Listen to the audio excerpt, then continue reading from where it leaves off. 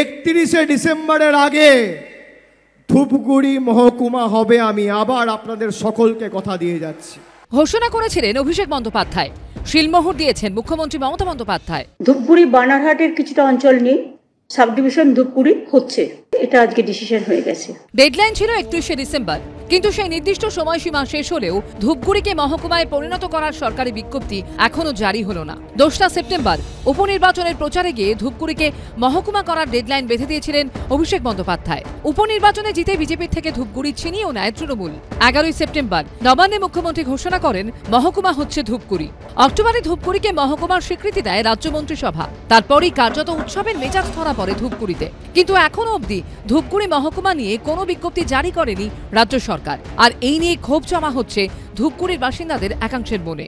এটা যদি শুধুমাত্র নির্বাচনের জন্য বলা হয়েছিল, তা হয়ে থাকলে খুব দুর্ভাগ্যের।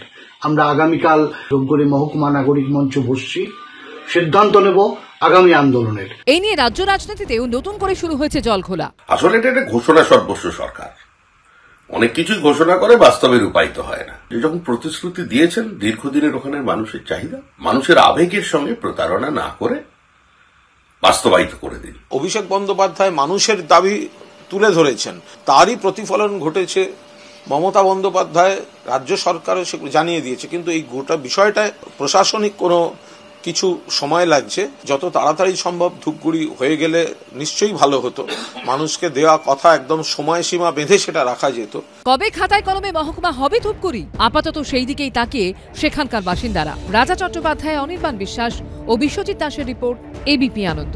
ধূপগুড়ি মহকুমা হবে, আমি আবার আপনাদের সকলকে কথা দিয়ে যাচ্ছি। বাংলা ঝামেলা চায় না, বাংলা খবর চায়। বাংলা খবর, বাংলার খবর।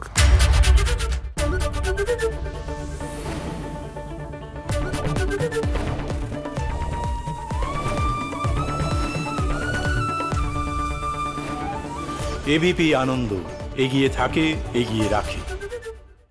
সত্য অন্তহীন, সত্যের খোঁজও তাই, সত্য সন্ধানে তাই আমরা অক্লান্ত, অকুতভয়। এবিপি আনন্দ নতুন ভাবনার প্রতীক, যা মনে মুক্ত, তথ্যে যুক্ত এবং যাবতীয় সীমানার বাঁধন থেকে মুক্ত। সীমা না শব্দটির মধ্যে লুকিয়ে আছে মানা শব্দটি, যেন চোখ রাঙানি এক অদৃশ্য বেড়াজাল, যা আটকে রাখে আমাদের এক ছোট্ট গণ্ডির মধ্যে। একমাত্র সঠিক খবরই গড়ে তুলবে এক মুক্ত সমাজ। সেই জগৎ গড়ার লক্ষ্যে কোনো সীমানার ঠুকুটি আমরা মানব না। এবিপি আনন্দ, এগিয়ে থাকে, এগিয়ে রাখে।